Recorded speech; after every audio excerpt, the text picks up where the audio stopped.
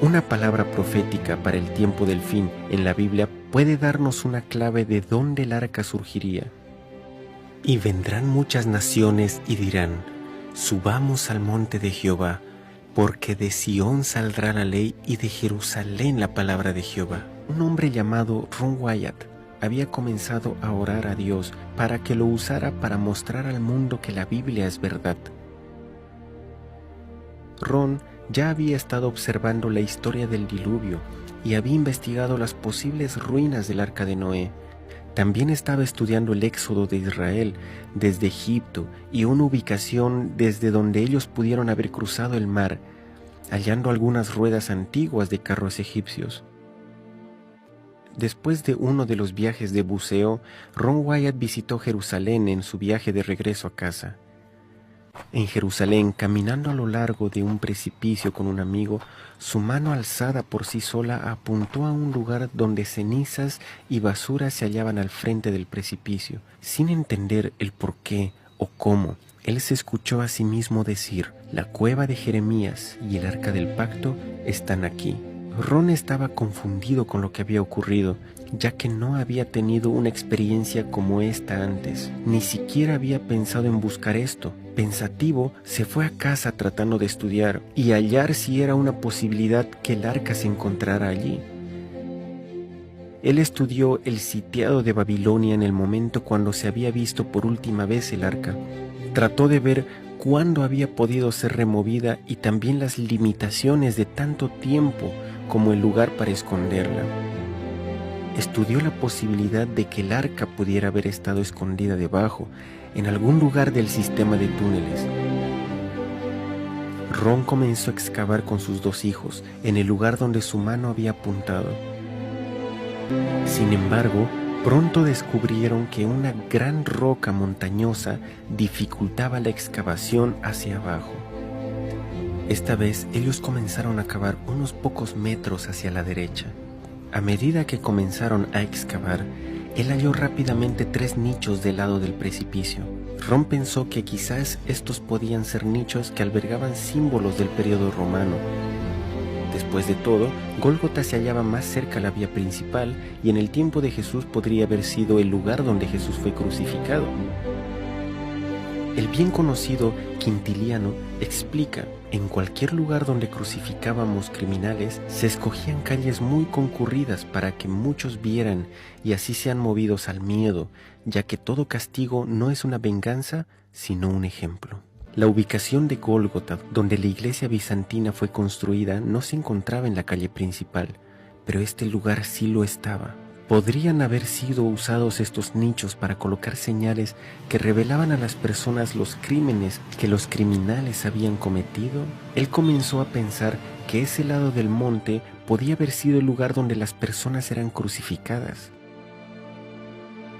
Ron continuó excavando hacia abajo, pero el piso era muy débil y por esta razón ellos fueron de vuelta al lugar original pensando que podían cavar alrededor de la otra roca. Esta vez ellos descubrieron que podían excavar entre el precipicio y la roca y que el precipicio casi formaba un techo a medida que excavaban hacia abajo. Mientras excavaban, él encontró rápidamente lo que parecía ser una soga, como si fuera tallada en el precipicio. Él comenzó a averiguar para qué se hubiera usado esa soga.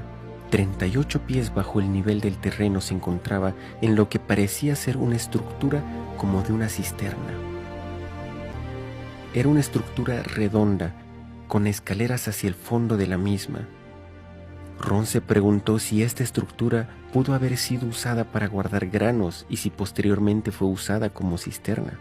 Con un cincel abrió la superficie y encontró una gran cantidad de piezas de vasijas de barro entre la tierra, usada como relleno para formar la cisterna. Cuando Ron mostró estas piezas de vasijas a las autoridades en antigüedades, al examinarlas, ellos le informaron que algunas de estas eran del periodo jebusita. Los especímenes más recientes eran aquellos del periodo romano. Él continuó a lo largo de la superficie del precipicio, bajo el lugar donde se hallaban los nichos. Por las piezas de barro y monedas que había encontrado, ellos entendieron que estaban sobre el nivel romano. Mientras cavaban, hallaron muchos huesos de dedos que confirmaban sus sospechas sobre este lugar, el cual pudo haber sido el lugar para ejecuciones adicionalmente a la crucifixión. El apedreamiento era también practicado durante la era romana judía. Fuera de la estructura como de cisterna que Ron descubrió, encontró otra estructura circular en el lado opuesto. Solamente la base de la estructura circular parecía estar intacta. Mientras estudiaba la estructura, él se topó con una sección bien preservada, con un muro y una piedra que sobresalía horizontalmente sobre la pared en la superficie del precipicio. A pocos metros enfrente del mismo, Ron notó una roca cuadrada que no parecía como una roca moldeada de forma natural. Él la tomó cuidadosamente y encontró un agujero cuadrado en la base del terreno.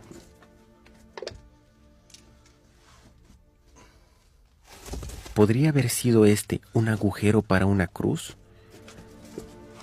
Mientras examinaba este agujero y limpiaba la tierra a su alrededor, él descubrió que había una gran quebradura que se extendía desde el orificio.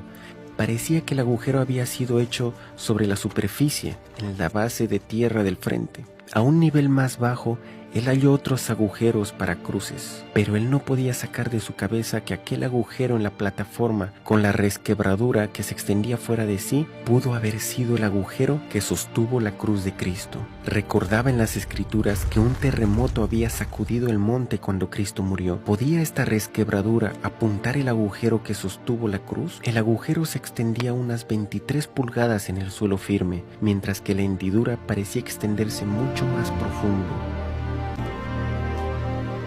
No es algo fuera de lugar pensar que se pudo tener conocimiento del lugar donde Cristo fue crucificado y que sabiendo que él tenía muchos seguidores que hubiesen querido convertir el lugar en un sitio memorable, ¿se prefirió entonces mantenerlo en secreto? Gólgota, usado por las iglesias católicas y ortodoxas, fue construida por Constantino el Grande cerca del año 325 o 326, sobre las ruinas de un templo pagano antiguo. Esto ocurrió muchos años después que Cristo fue crucificado, pero estas ruinas que Ron descubrió eran romanas y podían ser de tiempos más cercanos a la crucifixión. Después del año 70, muchos judíos salieron de Jerusalén y otros fueron asesinados, por lo que la ciudad fue reducida a un campo romano. Eventualmente, con el tiempo, la estructura fue cubierta con tierra y residuos. En cualquier caso, la evidencia mostraba que la estructura pudo haber sido construida mucho antes que la iglesia del Santo Sepulcro. Ron y sus dos hijos trabajaron por un periodo de casi 2 años. Ellos continuaron buscando en el nivel romano alguna cueva o entrada al túnel, pero sin suerte. Ron tuvo la impresión de hacer una hendidura en el muro del precipicio. Ellos oraron y continuaron sintiendo la misma impresión. Utilizaron martillos y cinceles y después de un corto tiempo pudieron ver un espacio abierto detrás. Agrandaron el agujero para que así pudiesen entrar a través de la cueva. Dentro pudieron ver que tenía unas dimensiones de 15 pies de altura y de ancho.